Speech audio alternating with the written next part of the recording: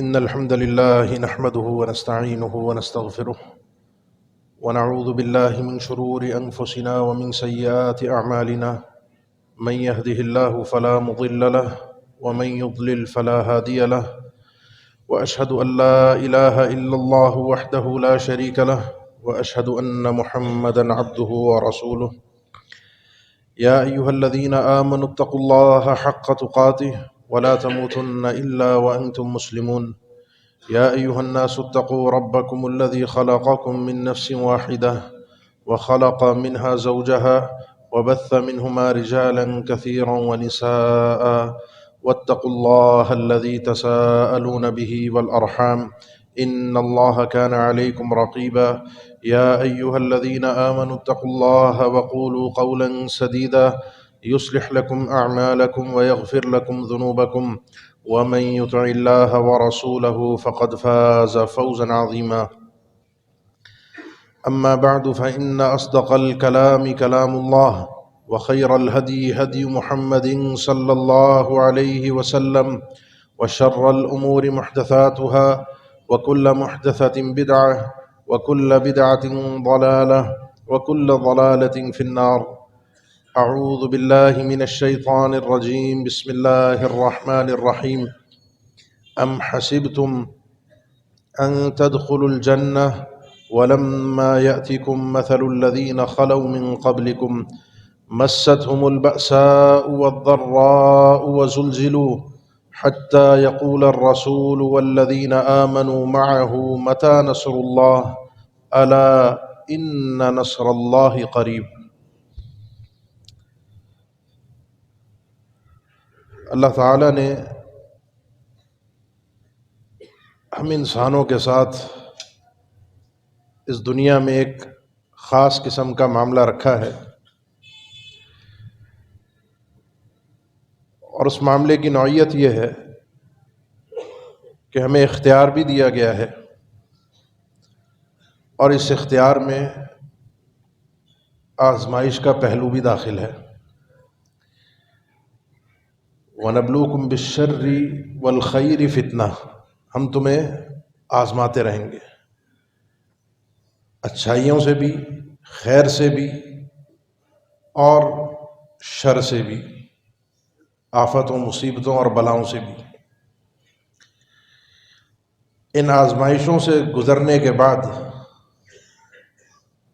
وہ جو نکھرا ہوا کندن ایک مسلمان اپنے ایمان کی پختگی کے ساتھ اللہ کے پاس پہنچتا ہے، اس کی اس ملاقات کا انداز ہی کچھ اور ہوتا ہے۔ اب مسئلہ یہ ہے کہ میں آپ سے اگر فرداً پوچھوں کہ آپ کے کیا مسائل ہیں، آپ کی کیا پریشانیاں ہیں، آپ کی کیا آزمائشیں ہیں، ہر شخص کے پاس ایک فہرست ہے، تفصیل ہے، اور ہماری فطرت کو تو رب تعالیٰ نے قرآن مجید میں بیان فرمایا ان الانسان لربہ لکنود، کہ انسان اپنے رب کا کنود ہے۔ حسن بصری رحمہ اللہ فرماتے ہیں کنود وہ ہوتا ہے الذی یعد المصائب وینسی النعم، وہ آدمی جو مصیبتیں گن گن کے رکھتا ہے لیکن اللہ کی دی ہوئی نعمتوں کو بھول جاتا ہے۔ نعمتیں اس حساب سے نہیں گنتے ہم جس حساب سے ہم پریشانیوں کو، مصیبتوں کو، آفتوں کو، بلاؤں کو گن کے رکھتے ہیں۔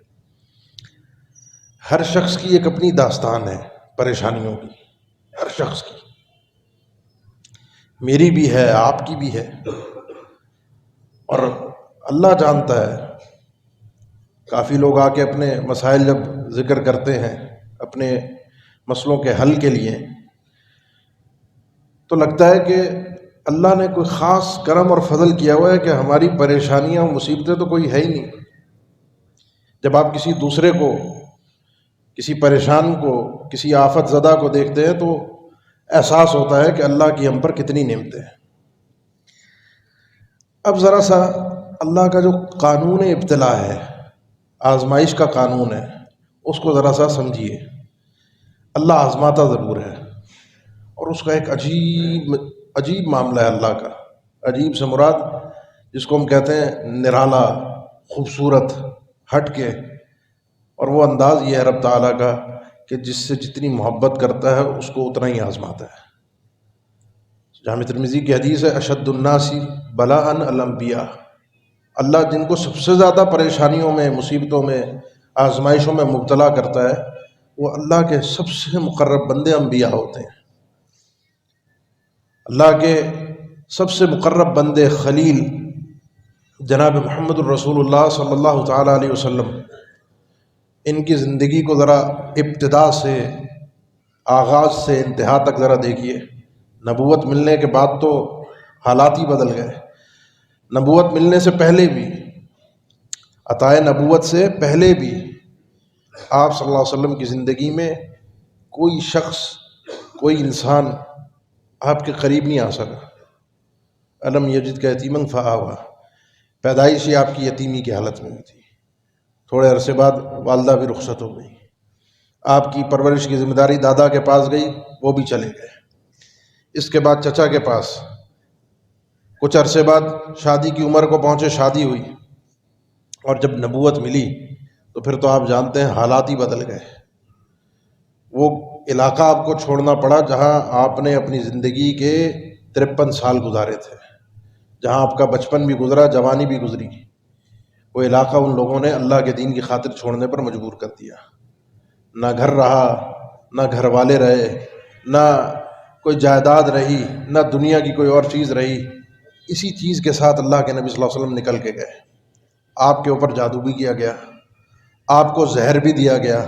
اس زہر کے اثرات اللہ کے نبی صلی اللہ علیہ وسلم نے اپنی دنیا سے جاتے ہوئے اپنی بیوی سے کہتے، سیدہ عائشہ رضی اللہ تعالیٰ عنہ سے، کہ اس زہر کو جو میں نے اپنی زبان پر لقمے کو رکھ لیا تھا اور وہ اس کے جو اثرات پہنچ گئے تھے، وہ اب بھی میں محسوس کر رہا ہوں جیسے میری شہرک کو اور سینے کو وہ چیر رہا ہے، زہر کاٹ رہا ہے۔ اللہ کے نبی صلی اللہ علیہ وسلم کی اس تکلیف کو دیکھ کر سیدہ عائشہ نے فرمایا کہ آپ جو بیمار ہیں، آپ کو جو بخار ہے، آپ کی تکلیف معمولی تکلیف نہیں ہے۔ آپ نے فرمایا ہم جو انبیاء ہوتے ہیں اور خاص طور پر میں، ہمیں ڈبل ان بیماریوں کو سہنا پڑتا ہے، تکلیف ڈبل ہوتی ہے ہمیں۔ ثم الصالحون، انبیاء کے بعد پھر نیک لوگ ہوتے ہیں، فالامثل فالامثل، پھر نیکی میں جو جتنا آگے ہوتا ہے اور جو جتنا پیچھے ہوتا ہے اسی حساب سے آزمائشوں کی حساب کتاب اللہ کی طرف سے اس کے ساتھ چلتے ہیں۔ یبتلی الرجل علی حسب دینہ، انسان کو مبتلا کیا جاتا ہے، اس قانون ابتلا سے اس کو گزارا جاتا ہے، اس بھٹی سے اس کو گزارا جاتا ہے دین کے مطابق۔ کتنا دیندار ہے۔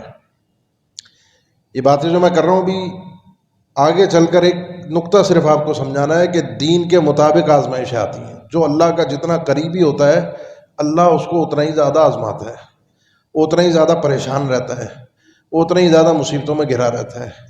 سوال پیدا ہوتا ہے سیدھا سا، یہ قانون آزمائش کیوں ہے اور اس کے بعد ملے گا کیا؟ اللہ نے قرآن مجید میں اس گتھی کو بڑے واضح الفاظ میں سلجھا دیا ہے۔ آپ سورہ بقرہ پڑھتے ہیں، وَلَنَبْلُوَنَّكُمْ بِشَيْءٍ مِّنَ الْخَوْفِ وَالْجُوعِ وَنَقْصٍ مِّنَ الْأَمْوَالِ وَالْأَنفُسِ وَالثَّمَرَاتِ وَبَشِّرِ الصَّابِرِينَ۔ وَلَنَبْلُوَنَّكُمْ، یہ واو قسمیہ ہے، لام تاکید کا ہے، فعل مضارع پر نون داخل ہے، تاکید مطلب لازمی، قسم ہے تمہیں لازمی طور پر آزمایا جائے گا، اس آزمائش کی بھٹی سے تم ضرور گزرو گے۔ کن کن چیزوں سے؟ بشیء من الخوف، شیء کچھ یا زیادہ، یہ تنوین جو ہے شیء پر، جو اہل بلاغت ہے کہتے ہیں تکثیر کے لیے بھی ہو سکتی ہے اور تقلیل کے لیے بھی ہو سکتی ہے۔ کسی پر کم آزمائشیں آئیں گی، کسی پر آزمائشوں کے پہاڑ ٹوٹیں گے۔ کس کس طرح کی آزمائش ہوگی؟ بشیء من الخوف والجوع، تمہیں ڈر لگا رہے گا، خوف۔ اہل تفسیر لکھتے ہیں خوف دو طرح کا ہے، ایک اجتماعی خوف ہے، قوم کا خوف ہوتا ہے کہ دوسری قوم حملہ آور ہو جائے گی، دوسری قوم ہمیں آ کے ختم کر دے گی، دوسری قوم آ کے ہمیں غلام بنا لے گی۔ ایک انفرادی خوف ہوتا ہے، آپ کے یہاں کے حالات کا تو ہمیں اندازہ نہیں ہے، ہم جو کراچی کے لوگ ہیں وہ اللہ جانتا ہے کہ جو بھی گھر سے نکلتا ہے وہ ڈر کے نکلتا ہے کہ جیب میں جو چیزیں لے کر جا رہا ہے سلامتی کے ساتھ وہ واپس لے کر آئے گا بھی یا نہیں آئے گا۔ تو ڈر ایک خوف مبتلا رہے گا تمہارے اوپر. یہ ہم سمجھتے ہیں کہ شاید کوئی حکومت کا مسئلہ ہے، شاید لا اینڈ آرڈر کی پریشانی ہے، شاید کرپٹ لوگ ہم پہ مسلط ہیں. یہ تو سارے دنیاوی اسباب ہیں نا، ظاہری اسباب ہیں. یہ مسلط ہو کیسے گئے، یہ کام بن کیسے گیا، ان چیزوں پہ تو غور ہی نہیں کرتے. ان کو ہم پر اللہ نے، کرنے والا تو اللہ ہے نا، اللہ نے ان کو مسلط کیا کیسے، اس پر ہماری توجہ نہیں جاتی. تو اس خوف سے تمہیں آزمایا جائے گا، والجوع، اور بھوک سے آزمایا جائے گا. بھوک سے کیسے آزمایا جاتا ہے؟ بھوک سے آزمایا جاتا ہے 3 طرح سے. بعض اوقات انسان کے پاس کھانے کے لیے چیز میسر نہیں ہوتی. گندم ختم ہو گئی ہے، آٹا لینے کے لیے لوگ لائنوں میں لگے ہیں. پچھلے دنوں آپ نے خبر سماعت فرمائی ہوگی، یہ غالباً خیرپور کی خبر تھی کہ وہاں ایک آدمی، بچوں کا باپ، آٹے کی لائن میں لگ کے بھگدڑ کے اندر پیروں تلے کچل کے مارا گیا. کس لیے وہ لائن میں لگا ہوا ہے؟ آٹا لینے کے لیے. لائن میں لوگ لگے ہوتے ہیں پانی لینے کے لیے. میسر نہیں یہ چیز، یہ زمین کی برکات ختم ہو جاتی ہے.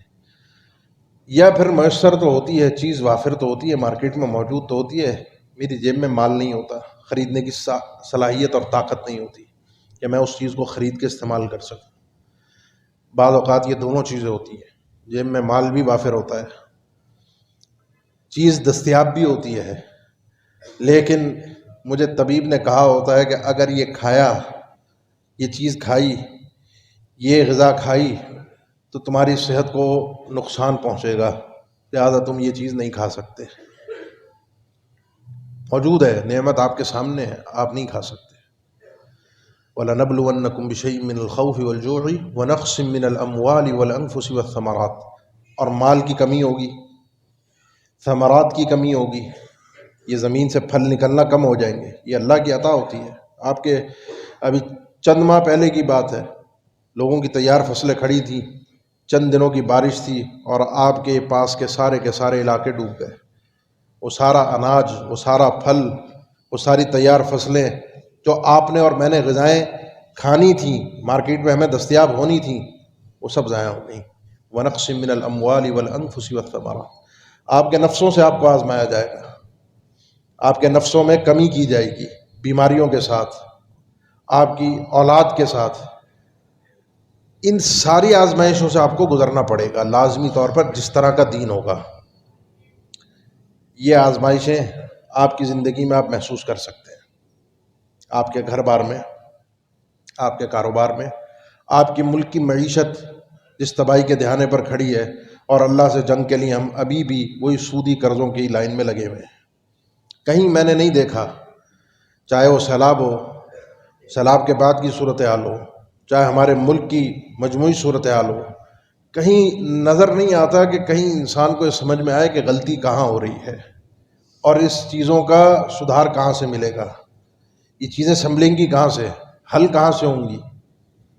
کسی کی توجہ ہی نہیں جا رہی اس طرف. کوئی اللہ کے گھر کو آباد کرنے کے لیے اللہ سے جو لڑ بیٹھے ہیں ہم، اللہ کی جو نافرمانیاں کی ہیں، اس کی طرف توجہ ہی نہیں جا رہی کہ فَبِمَا كَسَبَتْ أَيْدِي النَّاسِ، یہ تمہارے اپنے ہاتھوں کی کمائی ہے جو تم نے اپنے آپ کو برباد کیا ہے. توجہ نہیں جا رہی. تو یہ دنیا کی آزمائشیں جو ہے نا، یہ ہلکی ہوتی ہیں، یہ ہلکی ہوتی ہیں، لیکن ہم ان کو سب سے زیادہ بھاری سمجھتے ہیں اور انہی کو سر پہ سوار کرتے ہیں.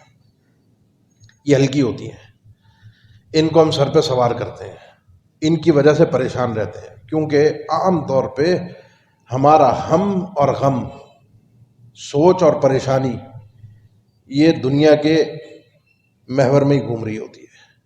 آج کل گھر، بیوی، بچے، پڑوس، کاروبار، صحت، معاملات، اسی گرد ہم سوچتے ہیں. اور من کانت الدنیا ہمہ، جس کا ہم، سوچ، محور دنیا بن جاتی ہے تو اللہ تعالیٰ فقر و فاقہ اس کے ایک طرح سے ماتھے پر لکھ دیتا ہے. دنیا اس کو اتنی ملتی ہے جتنی اس کی مقدر ہوتی ہے. پریشان وہ ہوتا رہتا ہے، پریشان ہونے کے بعد ملے گا اتنا ہی. لیکن جو سب سے بڑی آزمائش ہے وہ آزمائش ہے دین کی آزمائش. دین کی آزمائش جب آتی ہے انسان پر، 2 طرح کی ہوتی ہے. یا تو دین کی بنیاد پر آزما لیا جاتا ہے، اپنے دین پر قائم ہے، اس پر مصائب کے پہاڑ توڑ دیے جاتے ہیں کہ تم دین پر ہو، اس دین سے پھر جاؤ، جس حق بات کو کہہ رہے ہو اس حق بات کو چھوڑ دو۔ دنیا میں مثالیں اس کی سینکڑوں موجود ہیں۔ تاریخ میں ہی شاید کوئی ایسی شخصیت ہو جس نے تاریخ میں اپنا اثر چھوڑا ہو، جس نے تاریخ اس کو ایسے نام سے یاد کرتی ہو جس کو انقلاب کہا جاتا ہے، لیکن وہ شخصیت علمی ہو اور وہ جیل نہ گئی ہو، اس نے تکلیفیں نہ اٹھائی ہوں، تو ایسا انقلابی شخص آپ کو نظر نہیں آئے گا۔ آپ وہ تاریخ اگر شروع کرتے ہیں صحابہ کرام کے دور سے تو وہاں بھی آپ کو ایسے نام مل جائیں گے، تابعین کے دور سے وہاں بھی مل جائیں گے، ائمہ کرام کے دور سے وہاں بھی مل جائیں گے۔ چھوٹے چھوٹے مسئلوں پر قرآن مخلوق ہے یا نہیں، احمد بن حنبل جیل چلے گئے۔ چھوٹے چھوٹے مسئلوں پر مار مار کے امام مالک رحمہ اللہ کے ہاتھوں کو اس طرح کا کر دیا کہ وہ ہاتھ اٹھ ہی نہیں پا رہے تھے زندگی بھر۔ نماز میں وہ ہاتھ لٹکے رہتے تھے، نہ ہاتھ سینے پر جاتے تھے نہ ہاتھ رفع الیدین کے لیے اٹھتے تھے۔ ابن تیمیہ رحمہ اللہ کیا قصور تھا؟ جب وفات ہوئی تو جیل میں وفات ہوئی، دمشق کی جیل میں۔ پیچھے کوئی اولاد نہیں ہے، پیچھے کوئی نسل نہیں ہے، ان سب لوگوں کو دین کی بنیاد پر آزمایا گیا ہے۔ ایک آزمائش یہ ہے، اور یہ آزمائش جو ہوتی ہے خطرناک ہوتی ہے، یہ بھی دین کی بنیاد پر ہی آتی ہے۔ اس میں جو ڈٹ گیا وہ کامیاب ہے، کیونکہ اس آزمائش کو اللہ تعالیٰ نے ایک الگ اسلوب میں بیان فرمایا سورہ بقرہ میں۔ ام حسبتم ان تدخلوا الجنہ، تم نے کیا سمجھا ہے تم جنت میں ایسے ہی چلے جاؤ گے؟ ولما یأتکم مثل الذین خلوا من قبلکم، تم اس قانون ابتلا سے گزرو گے ہی نہیں جو تم سے پہلی قوموں پر، امتوں پر اللہ نے ان کو آزما کر ان کو نکالا تھا۔ ان کی مثالیں، ان کے انداز سے تمہیں اس آزمائش سے نہیں گزارا جائے گا، ممکن نہیں ہے۔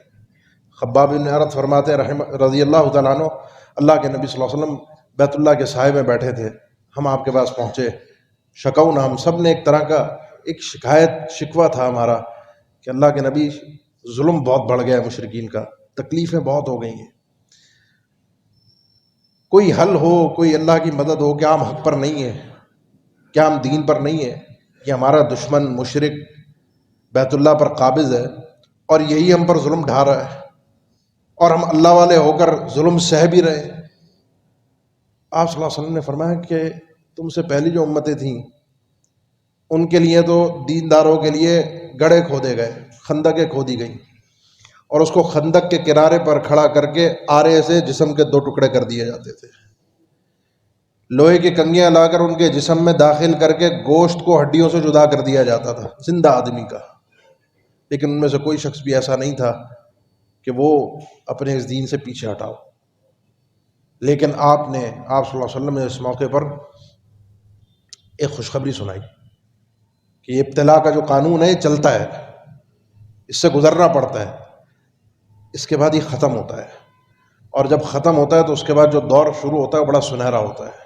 یہ دین اللہ تعالیٰ پہنچائے گا یہاں تک کہ صنعاء یمن کا ایک شہر، حضرموت یہ بھی یمن کا ایک شہر، دور حاضر میں بھی یہ دونوں شہر موجود ہیں اسی نام سے۔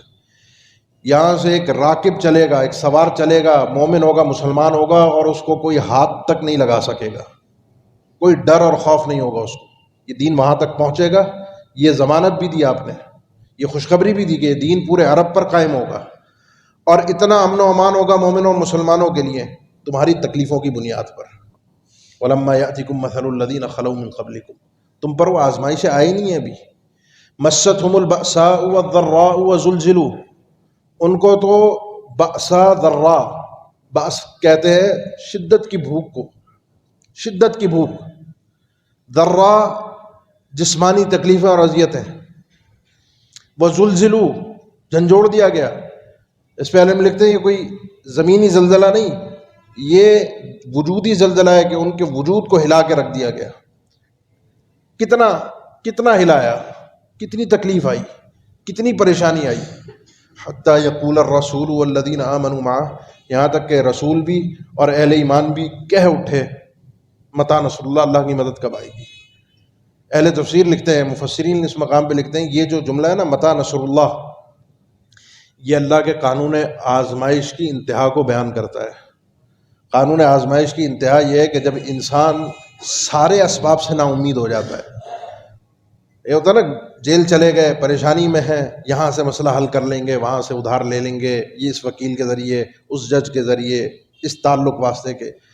انسان کے ذہن میں جب بھی کبھی پریشان ہوتا ہے نا، تو اس کے ذہن میں ایک فہرست ہوتی ہے اس پریشانی کو حل کرنے کے لیے. جب یہ فہرست ساری ختم ہو جاتی ہے نا، جب انسان کے سارے اسباب ٹوٹ جاتے ہیں، پھر ایک ہی اس کو نظر آتا ہے، اور وہ اللہ واحد القہار.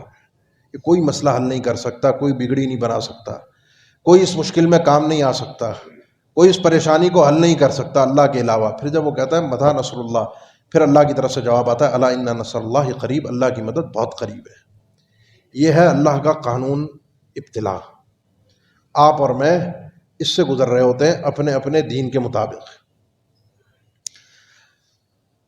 دنیا کے اعتبار سے بھی ہم آزمائے جا رہے ہوتے ہیں، کاروبار کے اعتبار سے بھی، صحت کے اعتبار سے بھی، گھر بار کے اعتبار سے بھی، اولاد بیوی بچوں کے اعتبار سے بھی، ماں باپ کے اعتبار سے بھی، رشتہ داروں کے اعتبار سے بھی، سواری کے اعتبار سے بھی، اور دین کے اعتبار سے بھی.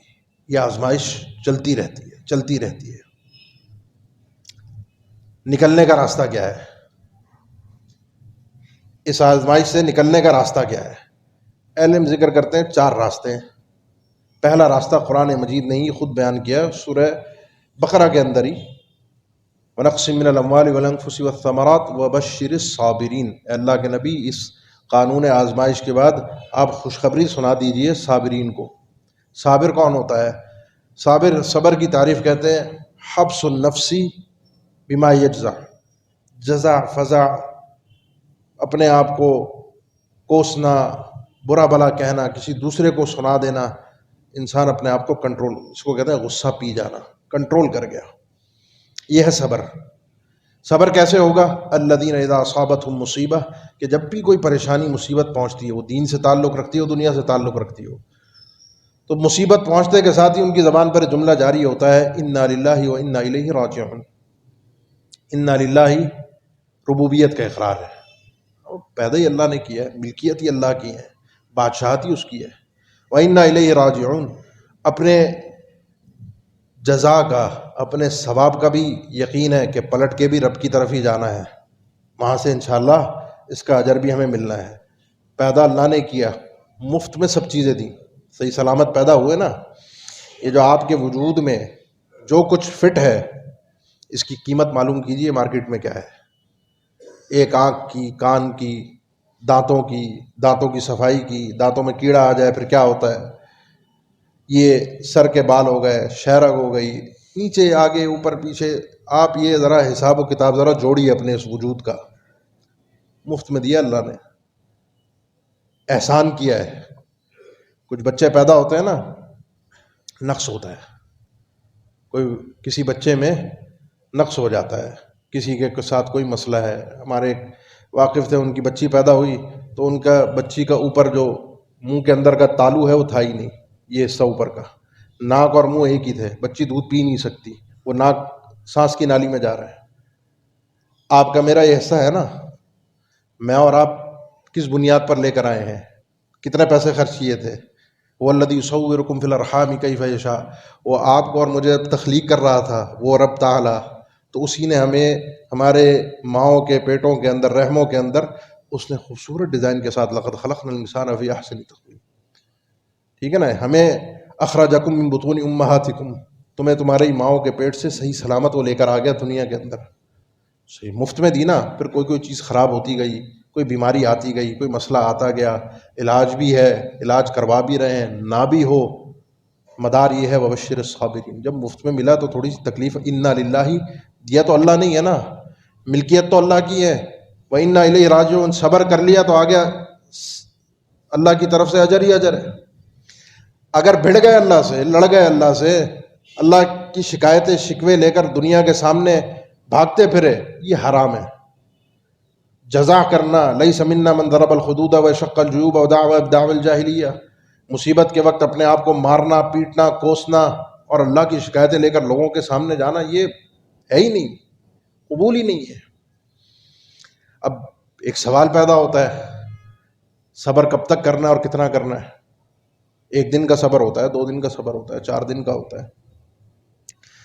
اللہ تعالیٰ نے یوسف علیہ السلام کو آزمایا. وہ بھی قانون ابتلا سے گزرے.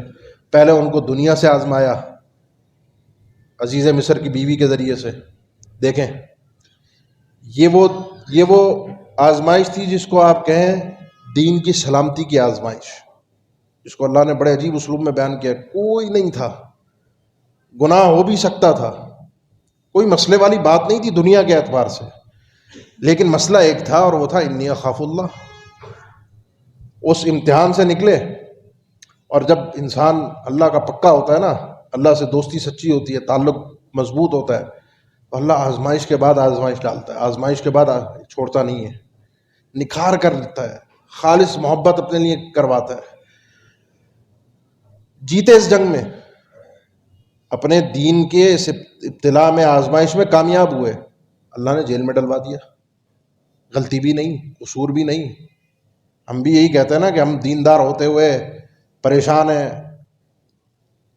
زلزلے آ رہے ہیں، پریشانیاں آتی ہیں، آفات آتی ہیں، مسلمانوں پہ ہی آتی ہیں. امریکہ یورپ ترقی پہ ترقی کیے جا رہے ہیں، پستے ہم جا رہے ہیں، آزمائشیں اور مصیبتیں بھی ہمارے لیے ہیں، تو ہم ہی رہ گئے. آتا ہے نا سوال ذہن میں. ان کو جیل میں ڈلوا دیا. فلبث فی السجن بضع سنین، کئی سال، 1/2 سے کچھ کم سمجھ لیجیے، 8-10 سال کا عرصہ جیل میں رہے.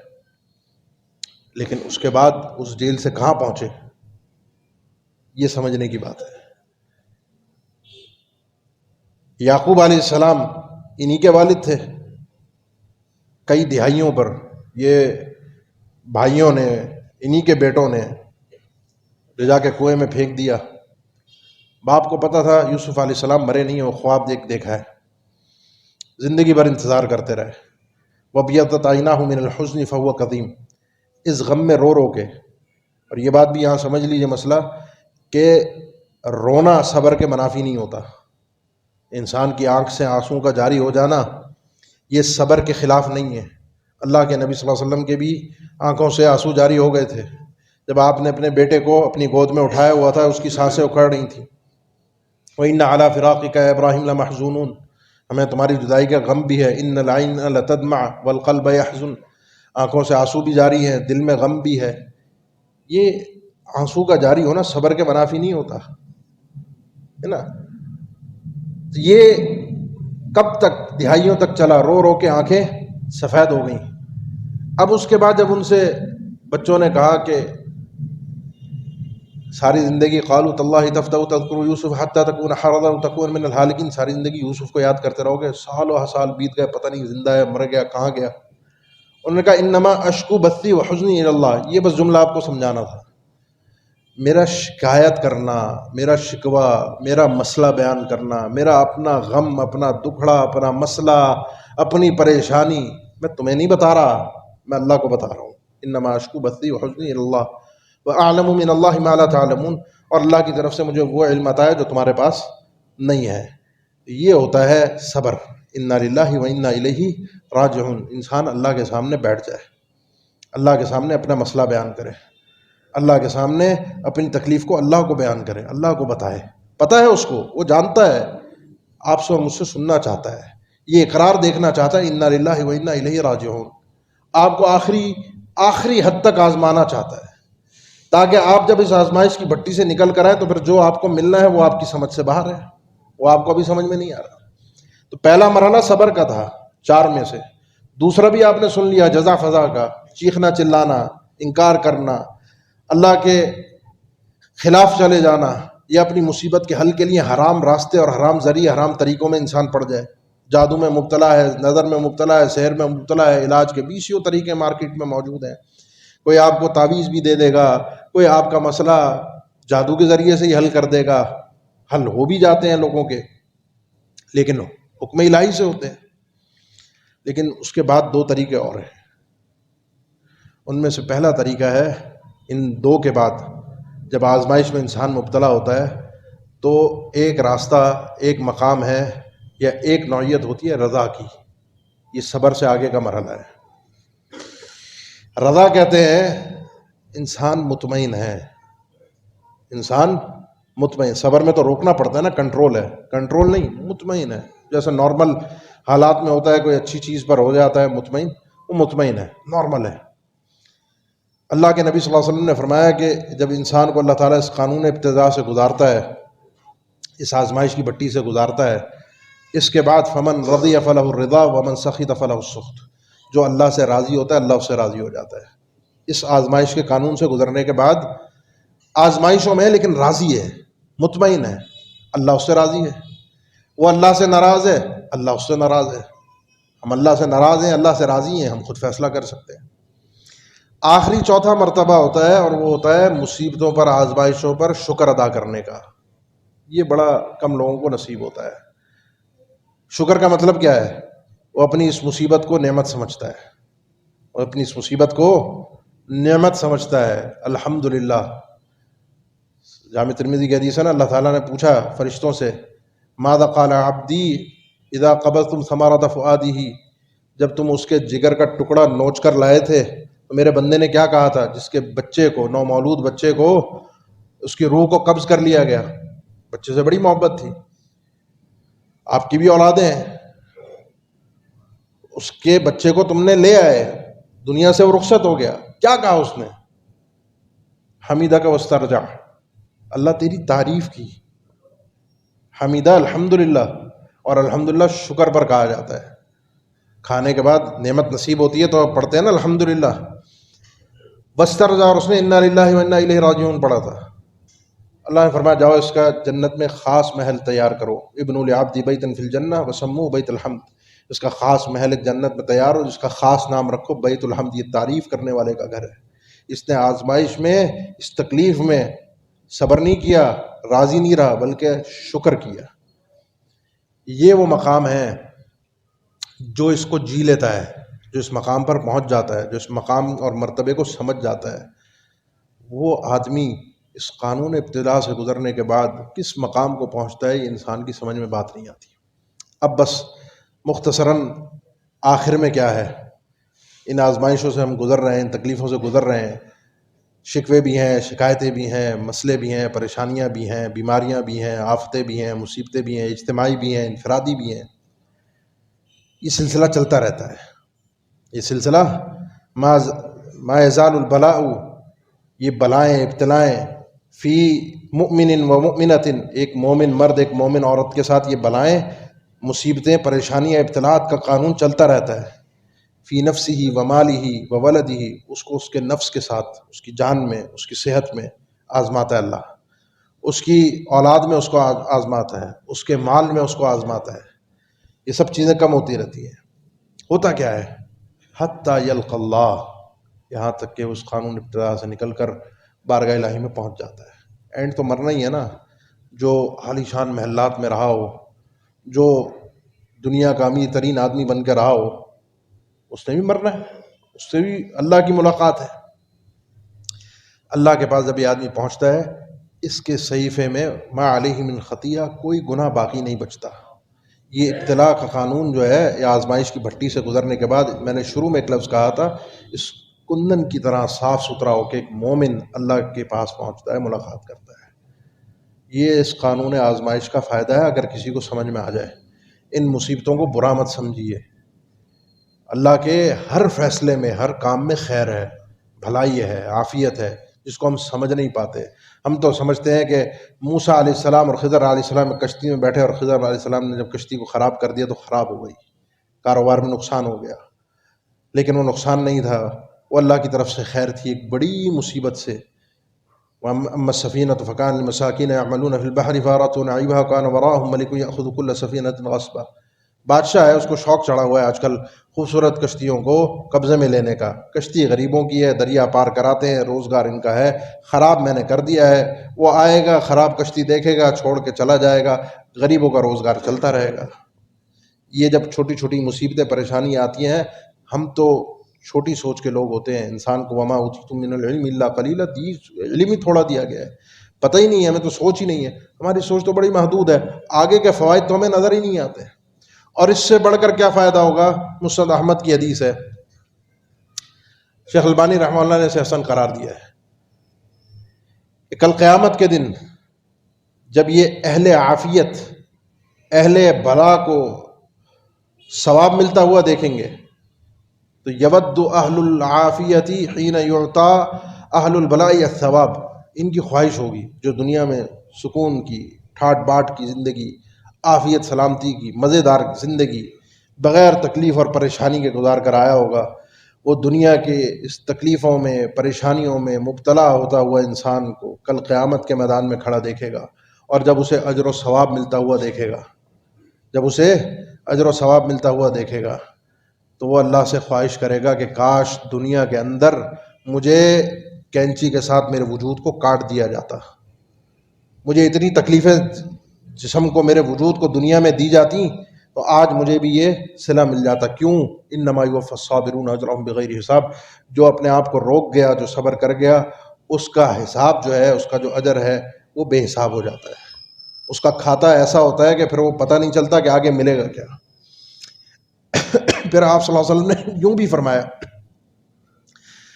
کہ بعض اوقات یہ ہوتا ہے کہ اللہ تعالیٰ نے، یہ بھی مسند احمد کی حدیث ہے، ایک بندے کے لیے مقام جنت میں اس کا طے ہے، جنت میں داخلہ اللہ کی رحمت سے ہے، لیکن جنت کے درجات ہیں، ان درجات کی تقسیم رحمت کی بنیاد پر نہیں ہے، عدل کی بنیاد پر ہے۔ جیسے اعمال نامے کو لے کر آؤ گے، جس مقام کے مستحق ٹھہرو گے وہ مقام تمہیں جنت میں ملے گا۔ داخلہ رحمت الہی سے ہے، لیکن جنت کی تقسیم عدل کی بنیاد پر ہے۔ جو مقام اس بندے کو ملنا ہے، جو منزلہ اس کو ملنا ہے، جو درجہ اس کو ملنا ہے، اس کا کھاتا نام ہے اعمال اس کو وہاں تک پہنچا نہیں رہا۔ پھر اللہ تعالیٰ من یرید اللہ بخیر یصب منہ، اللہ کے نبی صلی اللہ علیہ وسلم فرمانا ہے جس سے اللہ تعالیٰ بھلائی کا ارادہ کرتا ہے اسے تو پھر وہ مبتلا کر دیتا ہے آزمائشوں میں۔ بھلائی کا ارادہ ہے، خیر کا ارادہ ہے، اور اس کو آزما رہا ہے، وہ پریشانیوں میں مبتلا ہے۔ اب وہ آزمائشوں سے اس مبتلا میں صبر کرتا رہا، مر گیا۔ مرنے کے بعد اس کا ایک کھاتا اس کو اس مقام تک لے گیا ان آزمائشوں کی وجہ سے کہ جو جنت میں اس کو مقام ملنا تھا وہ مقام اس کو حاصل ہو گیا۔ تو یہ جو دنیا کی زندگی آپ کی اور میری گزر رہی ہے، تو یہ آزمائشوں میں گزر رہی ہے، لیکن کبھی چھوٹی آزمائش ہوتی ہے، کبھی بڑی آزمائش ہوتی ہے، کبھی انفرادی ہوتی ہے، کبھی اجتماعی ہوتی ہے۔ بس ایک بات ذہن میں رکھیے، فمن رضی فلہ الرضا، جو ان تکلیفوں میں پریشانیوں میں اللہ سے باتیں کرتا رہا، اللہ سے راز و نیاز کرتا رہا، تنہائی کے تاریکیوں کے وقت میں بیٹھ کر اللہ کو بتاتا رہا، اللہ سے کہتا رب انی مسنی الضر وانت ارحم الراحمین، اللہ بیمار ہوں، پریشانی کو حل کر دے۔ ان تنہائیوں کے عالم میں، پریشانیوں کے عالم میں، قرضے میں، اللہم اکفنی بحلالک عن حرامک واغننی بفضلک عمن سواک، یہ دعائیں، یہ التجائیں، یہ معاملات تنہائی میں کرتا رہا۔ اس سے بہترین وقت بھی کوئی نہیں ہے، اور اس سے بہترین وظیفہ بھی کوئی نہیں ہوتا کہ جو انسان راز و نیاز میں اللہ سے اپنے انداز میں ٹوٹے پھوٹے الفاظ میں باتیں کر لیتا ہے۔ جو راضی ہو گیا اللہ اس سے راضی ہے، جو ناراض ہو گیا اللہ اس سے ناراض ہے۔ اللہ ان پریشانیوں میں، ان مصیبتوں میں، جو ملک کی حالات ہیں، ہر شخص اپنے اپنے اعتبار سے پریشان ہے، معیشت کے اعتبار سے بھی، مہنگائی کے اعتبار سے بھی، بیماریوں میں بھی مبتلا ہے، گھر بار کے بھی مسائل ہیں، سارے مسئلے ہیں، لیکن اصل مسئلہ دین کا ہے۔ اگر اس پہ استقامت ہے، دین قائم ہے، دین پر آپ مضبوط ہیں، اللہ کو جان رہے ہیں، اللہ کو پہچان رہے ہیں، مان بھی اللہ کو رہے ہیں اور مانگ بھی اللہ سے رہے ہیں، تو آپ یہ سمجھ لیجیے آزمائشیں آپ کا کچھ نہیں بگاڑ سکتی۔ ان سے وہ فائدہ آپ کو حاصل ہوگا کہ جو آپ کے اور میرے سمجھ سے باہر ہے۔ اقول قولی ھذا واستغفر اللہ لی ولکم، آخر دعوانا الحمد للہ رب العالمین۔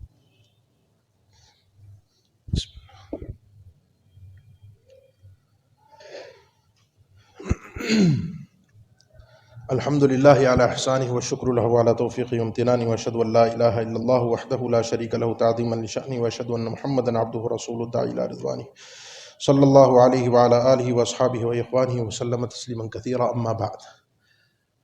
آزمائشوں میں جب کسی کو مبتلا دیکھیں، تکلیف میں کسی کو مبتلا دیکھیں، تو دو کام کریں۔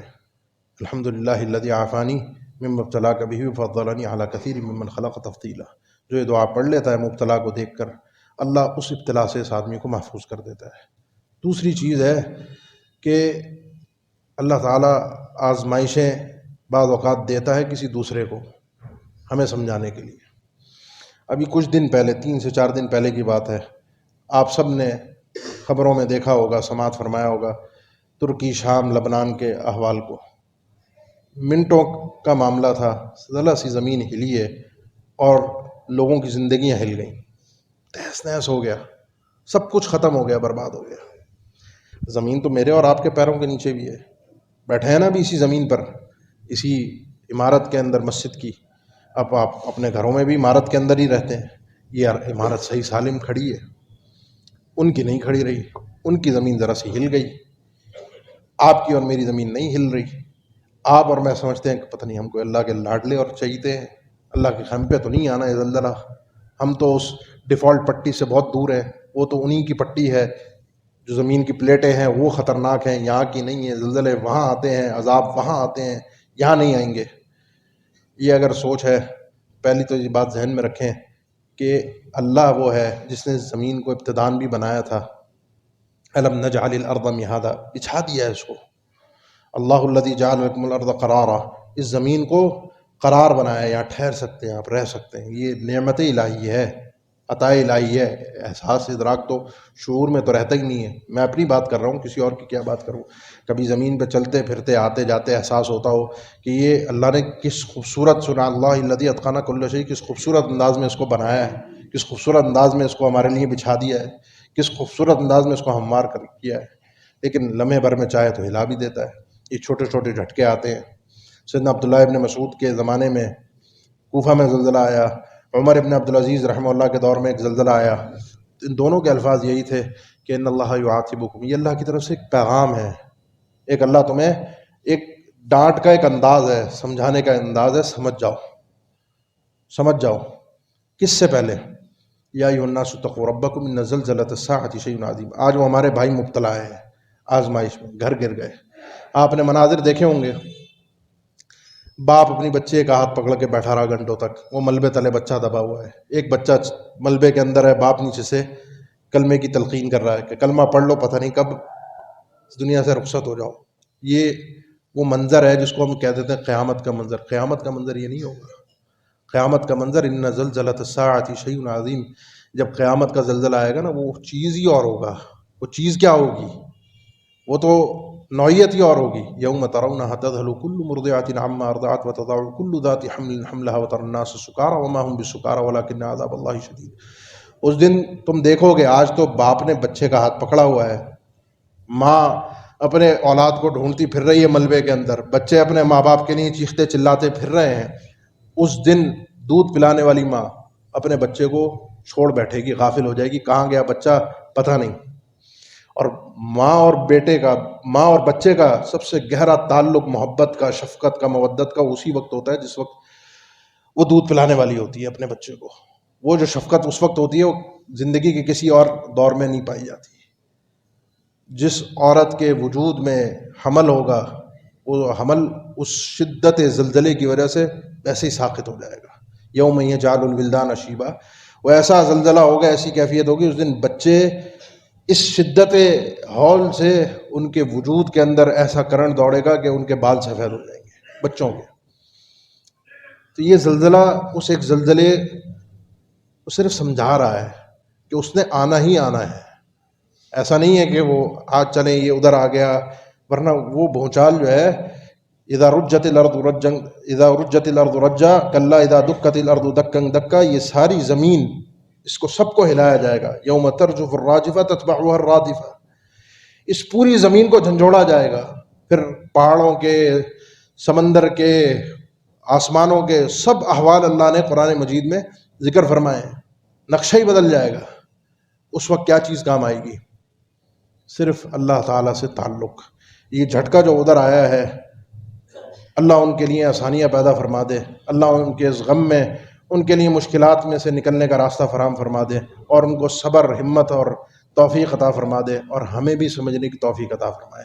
بس ایک آخری چیز ہے جو اس حوالے سے بہت مشہور کی جاتی ہے، جب بھی کوئی ایسا معاملہ ہوتا ہے لوگوں میں مشہور ہو جاتا ہے، جی زلزلہ آیا، ترکی میں آیا، شام میں آیا، لبنان میں آیا، لیکن اسی پٹی میں اسرائیل ہے وہاں نہیں آیا۔ جی کورونا آیا تھا تو وہ بھی یہ مسلمان ملکوں کو تباہ کرنے کے لیے آیا تھا۔ آپ کے یہاں بارشیں زیادہ ہوئی تھیں چند مہینے پہلے، تو اس پہ بھی آئے تھے جی ہارپ ٹیکنالوجی سے اس بارش کو آپ کے ملک کے اوپر خاص طور پر برسایا گیا تباہ و برباد کرنے کے لیے۔ یہودی سازش، ایسے ہی سنتے ہیں نا بار بار، یہ یہودی سازش ہے، زلزلہ آ رہا ہے یہودی سازش ہے، بارش برس رہی ہے یہودی سازش ہے، کچھ اور ہو رہا ہے یہودی سازش ہے۔ تو ایسا لگتا ہے ہمارے یہ الفاظ سن سن کے کہ نعوذ باللہ ثم نعوذ باللہ، اللہ اب تو کچھ کرتا ہی نہیں ہے۔ اللہ کے نظام، اب اللہ کے اختیار میں نہیں ہے، اب تو سارا یہودیوں کے اختیار میں ہے۔ وہ جہاں چاہے تباہی برسا سکتے ہیں، جہاں چاہے بادل برسا دیں، جہاں چاہے زمین جس کی چاہے ہلا دیں۔ وہ کوئی تنظیم ہے ایلومیناٹیز، وہ جا کر دجال سے معلومات لیتے ہیں، اس کی زمین پر تنفیذ کرتے ہیں۔ میرے بھائی، وما کروں وما کر اللہ، یہ اپنی چالیں چلتے ہیں، ان کا مکر ہے، لیکن اللہ کی بھی تدبیریں ہوتی ہیں۔ اللہ ان کی تدبیروں کو انہی کے اوپر پلٹ دیتا ہے، ان کے مکر و فریب کو انہی کے اوپر پلٹ دیتا ہے۔ میرا اور آپ کا پروردگار اللہ ہے، بھروسہ اللہ پر رکھیے۔ ان یہودی سازش، یہودی، ان سے اتنا مرعوب ہونے کی ضرورت نہیں ہے، وہ کچھ نہیں بگاڑ سکتے آپ کا، وہ کچھ نہیں کر سکتے آپ کا۔ آپ اگر اپنے پروردگار کے ساتھ سچے ہیں، آپ کا پروردگار، آپ کا رب، آپ کا مالک آپ کے ساتھ ہے، تو اس دنیا کا کوئی انسان، کوئی طاقت، کوئی جن، کوئی دجال آپ کا کچھ نہیں بگاڑ سکتا۔ لیکن اللہ سے اگر بگڑی ہوئی ہے، اللہ پر اعتماد ہی نہیں ہے، اللہ کو جانا ہی نہیں ہے، اللہ پر بھروسہ ہی نہیں ہے، ادھر ادھر کے آستے واسطے، آسرے، یہ سب ہمارے پاس موجود ہوتے ہیں، تو پھر ایسے معاملات کے اندر ہمیں کبھی یہودی سازش بھی نظر آتی ہے، اس کے نکلنے کے لیے بھی یہودی نظر آتے ہیں، پھر ہمارا ایمان اسی طرح کمزور سے کمزور ہوتا چلا جاتا ہے۔ اللہ ہمارے ایمانوں کو سلامت فرما دے، اللہ ہمارے ملک پر اپنا رحم و کرم فرما دے، اللہ عالم اسلام پر اپنا رحم و کرم فرما دے۔